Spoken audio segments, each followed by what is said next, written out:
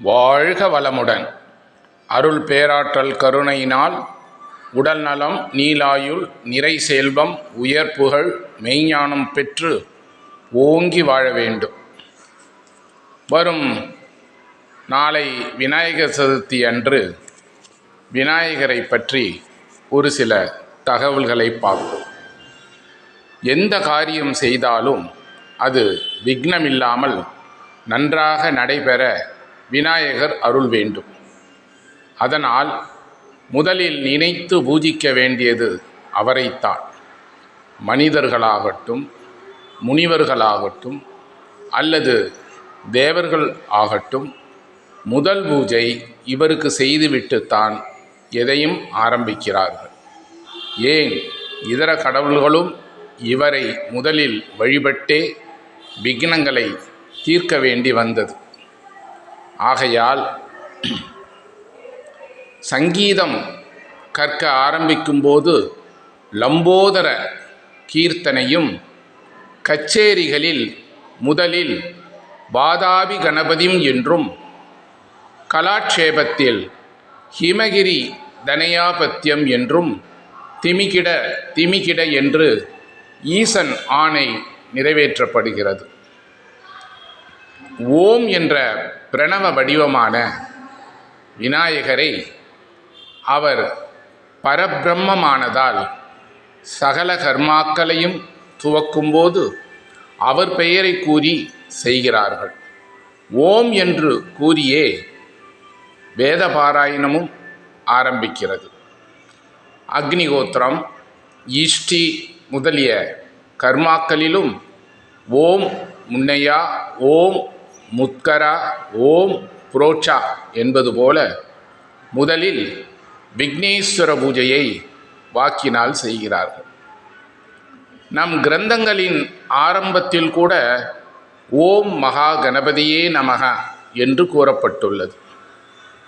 தூர்வாச ஸ்தவத்திலும் சாக்த சமயங்களிலும் கணபதி வார்த்தைக்கு முன்பு வல்லபாஸ்லிஷ்ட என்ற சொல்லும் சேர்ந்து தியானம் செய்யப்படுகிறது. ஏன் லலிதா சகசரநாமத்தில் கூட காமேஸ்வர முகாலோக கல்பித ஸ்ரீ கணேஸ்வரா அப்படின்னு தான் கணபதியினுடைய ஆவிர்பாவத்தை பற்றி சொல்லப்படுகிறது. மேலும் அதர்வண வேதத்தில் கணபதி அதர்வ சீரிஷ உபனிஷத் என்ற ஒரு பாகம் உண்டு.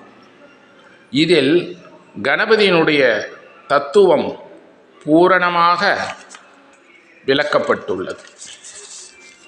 மேலும் மகா கணபதியை தத்துவமசி என்ற உபனிஷத் மகா வாக்கியத்தின் சாராம்சம் என்பர். கா என்ற அக்ஷரம்தான் தா என்ற பிரம்மஸ்வரூபம். நா என்ற அக்ஷரத்தால் தொம் என்ற பதத்தில் அடங்கிய சிருஷ்டியும் அடங்கி, பதி என்ற பதத்தால் ஸ்ரீ கணபதியின் ரூபமும் குறிக்கப்படுகிறது. இது கணபதியின் அதர்வ சீரிஷ உபனிஷத்தில் விளக்கப்பட்டுள்ளது. ஆகவே இவர் ஜீவன் முக்தியை அளிக்கும் தெய்வம். மேலும் வேதத்தில் என்ன சொல்லுதுன்னா, இவரை ஜேஷ்டராஜன் என்றும் பிரம்மணஸ்பதி என்றும் வர்ணிக்கப்படுகிறது.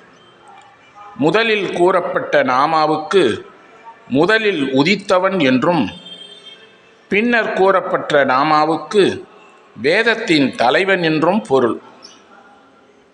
எப்படி என்றால், ஆ எழுத்தின்றி வேறு எந்த எழுத்தும் ஒலிக்க முடியாதோ அதேபோல விநாயகரின்றி வேறு தெய்வ பூஜையும் இல்லை.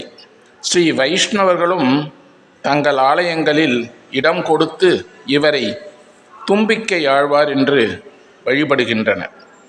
4 வேதங்களிலும் அநேக சூக்தங்கள் விநாயகரின் மகிமையை விவரிக்கின்றன.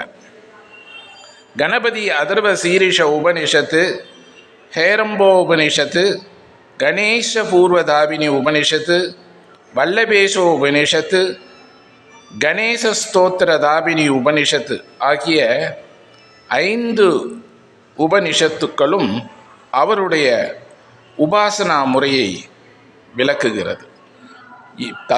இப்பொழுது கணபதி அதர்வ சீரிஷ உபனிஷத்து தான் நிறைய பேசப்படுகிறது. இவரை பற்றி விவரிக்கும் புராணங்கள் கணேச புராணம், முத்கல புராணம். இவ்விரண்டும் இவரை பற்றி முழுமையாக பேசுகின்றன. மேலும் ஸ்காந்த புராணம், வாமன புராணம், பிரம்மாண்ட புராணம், கருட புராணம், விஷ்ணு தர்மோத்திரம், வராகமக புராணம், சிவபுராணம், பிரம்ம வைவர்தம், பவிஷ்ய புராணம், லிங்க புராணம், பத்மமகா புராணம் இவைகளில் சில பகுதிகளில் விநாயகரை பற்றி குறிப்பிடப்படுகிறது.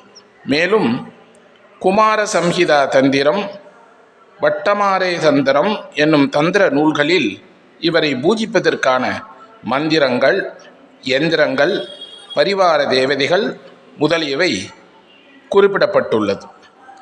கணேச சகசரநாமத்திற்கு பாஸ்கராயர் கத்தோதயம் என்று வடமொழியில் உரை எழுதியிருக்கிறார்.